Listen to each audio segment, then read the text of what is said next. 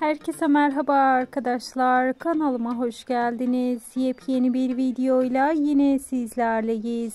Sizler için Uzak Şehir dizisinin sezon finalinden yepyeni kamera arkası paylaşımlar yayınlamaya devam ediyoruz. Arkadaşlar, dizinin çekimleri tüm hızıyla devam ederken yepyeni kamera arkası paylaşımlar da yayınlanmaya devam ediyor.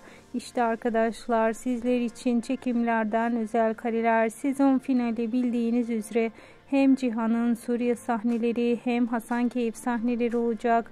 İşte bu sahnelerden oluşan videomuzu sizlere takdim ediyoruz.